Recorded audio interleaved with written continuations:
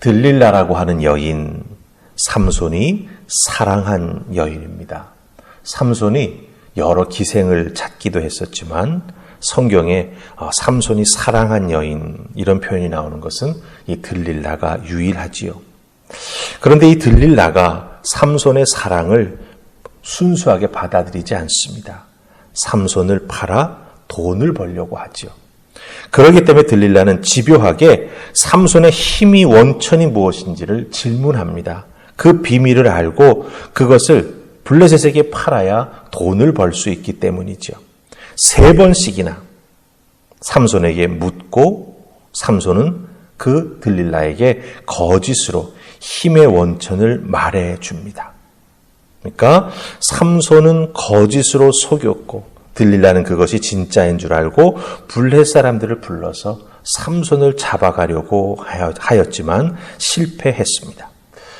3번씩이나 이런 경험을 했다면 삼손도 이제는 알 것입니다. 내가 사랑하는 여인이지만 이 여인이 날 배반하고 날 팔아넘기고 날 죽이려고 하는구나. 그럼에도 불구하고 삼손은 이 여인 곁을 떠나지 않습니다. 가장 결정적으로 삼손의 삶을 무너뜨리려고 온갖 방법을 다 동원하는 것을 알면서도 삼손은 그 여인 곁을 떠나지가 않습니다. 도대체 무엇이 이렇게 삼손으로 하여금 이 들릴라라고 하는 여인을 떠나지 않게 만들까요? 여러 가지 요인이 있을 것입니다. 그러나 중요한 것은 삼손이 이 여인으로 말미암아 무너졌다. 그러나 다시 하나님의 은혜로 삼손이 회복되면서 하나님 앞에 회개하고 돌아오는 그 모습을 보여주시기 위한 하나님의 원대하신 구원의 섭리, 그 구원의 경륜이 이 삼손의 모습 속에 나타난다라고 하는 것이죠.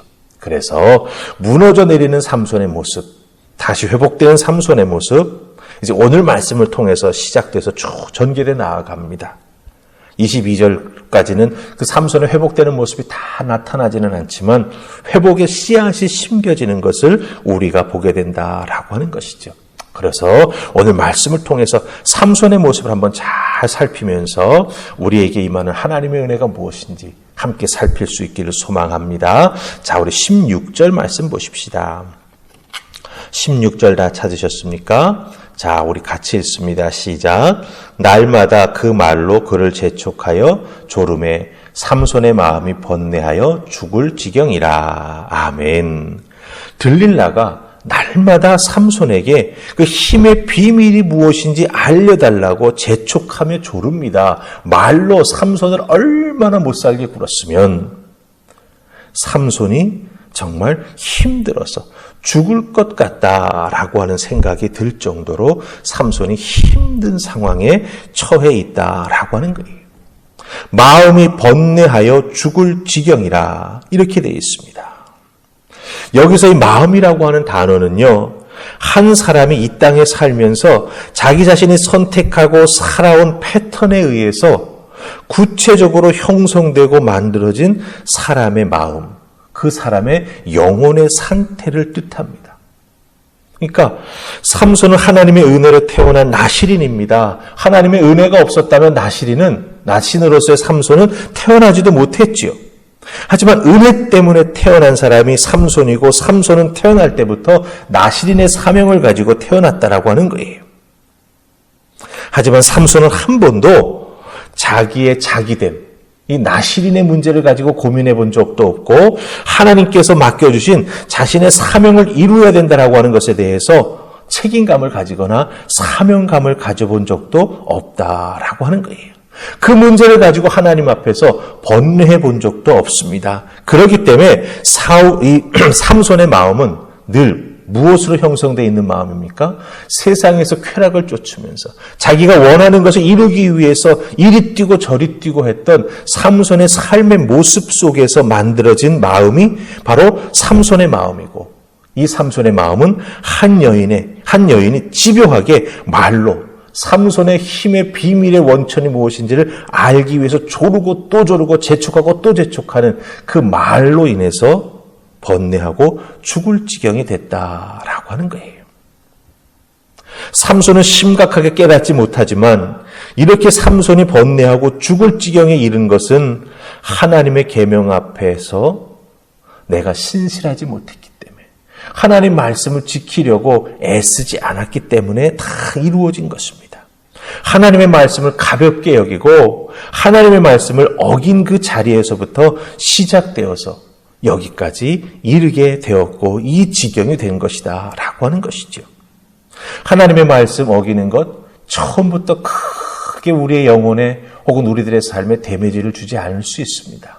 그러나 하나님 말씀을 어기는 것에서부터 시작된 작은 분열이 이렇게 한 사람의 영혼을 죽일 지경까지 만드는 그런 결과를 초래하게 된다라고 하는 것이죠. 그런 의미에서 여러분들, 우리들의 신앙생활 속에서 우리가 하나님으로부터 은혜 받은 말씀이 있습니다. 내가 이 말씀 붙잡고 앞으로 열심히 신앙생활하며 살아가야겠다라고 마음에 다짐하고 붙잡은 말씀들이 있습니다. 그 말씀 한 번, 두 번 어길 때 내 인생에 큰 문제가 생기지 않습니다. 그러나 그 하나님 말씀 어기는 것이 축적되고 쌓여나가면서 하나님과 우리 사이의 간극이 점점 더 멀리 벌어진다라고 하는 거예요. 처음에는 눈에 보이지도 않습니다. 느껴지지도 잘 않습니다. 그러나 세월이 지나면서 반복되다 보면 어느새 하나님과 우리 사이에 벌어진 이 간극이 큰 것을 발견하게 된다라고 하는 거죠. 지금 삼손의 모습이 그런 모습입니다. 사람의 소리 때문에는 번뇌하고 죽을 지경에 이르는 삼손이지만 하나님 말씀으로부터 멀리 떨어져 있다라고 하는 것에 대해서는 번뇌해 본 적도 없고 고민해 본 적도 없습니다.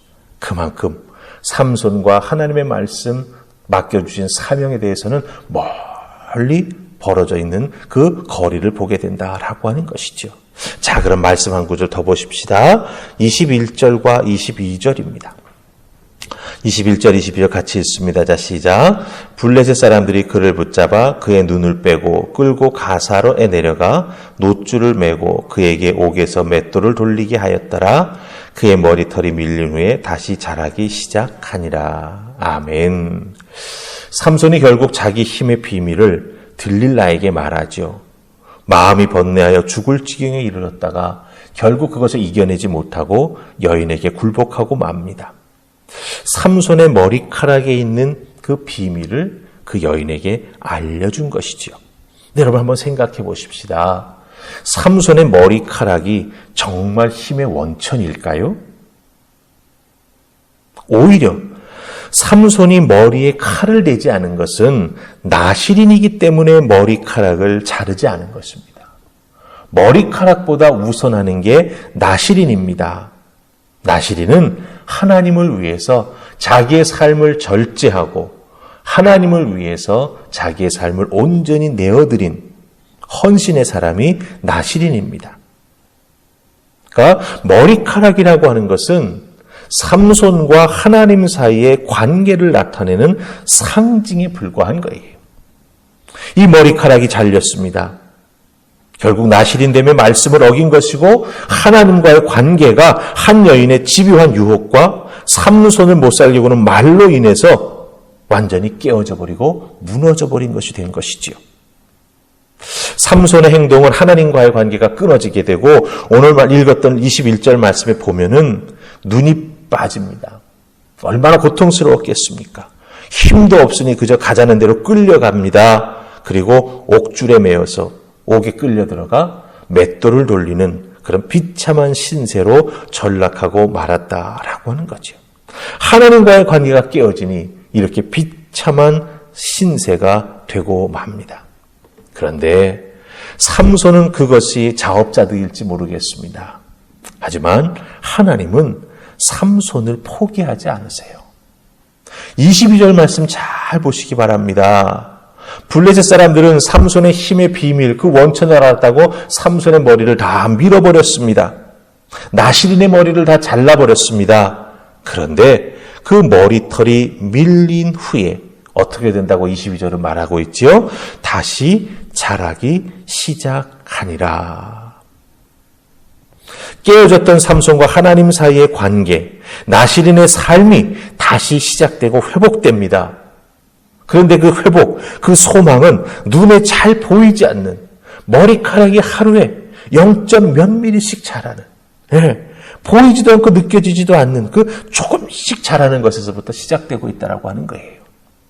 갑자기 한꺼번에 확 임하는 것이 아니라 삼손이 얼마나 하나님의 은혜 가운데 살아왔다라고 하는 걸 깨달아 알고 회복할 수 있는 그 은혜의 기간을 하나님께서 허락해 주시기 위해 삼손의 머리카락이 하루에 조금씩 우리가 인식하지 못할 만큼 자라지 않습니까?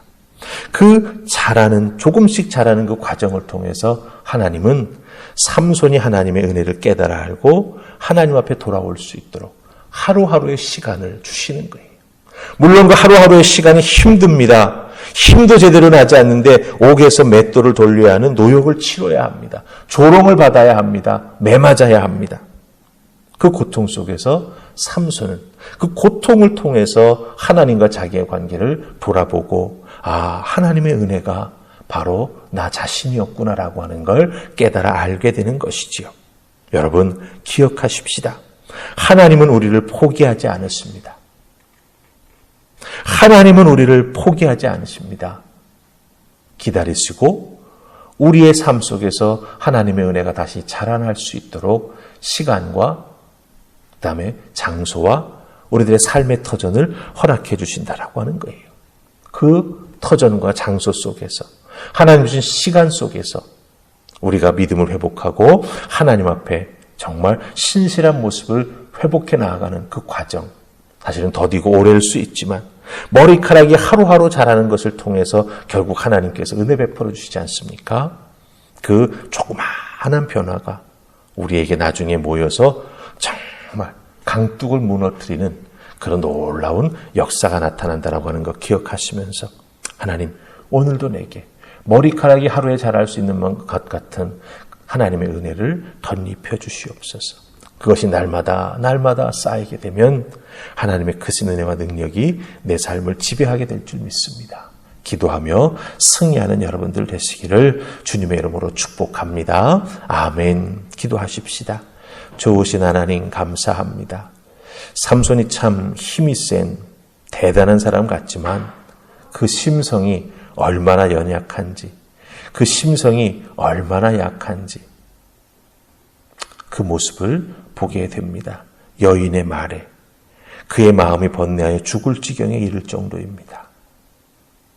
그만큼 하나님 앞에서 자라나야 될 인생이 다른 곳에서 자라나게 되니 힘들고 어려움을 겪게 됩니다. 하나님, 우리들도 하나님께서 허락해 주신 은혜의 자리에서 자라나게 하여 주시옵소서. 세상의 소리에 의해서 주눅들지 말게 하시고 하나님 베풀어 주시는 은혜와 말씀을 통해서 힘을 얻고 충전하고 하나님 주신 은혜의 자리에서 열심히 믿음으로 살아가는 우리 모두가 되게 하여 주시옵소서. 날마다 조금씩 우리에게 주신 하나님의 은혜, 그 은혜가 쌓이고 또 쌓여 하나님께서 주시는 축복의 강물이 될 줄 믿습니다. 믿음으로 견디게 하시고 믿음으로 이겨나가게 하시며 아무리 세상의 유혹이 심하고 아무리 세상의 유혹이 우리를 이끌어 가려고 한다 할지라도 그 자리로 휩쓸려 가지 아니하는 우리가 되게 하여 주시옵소서. 아버지 도우시고 지켜주실 줄 믿고 예수님 이름으로 기도하옵나이다. 아멘.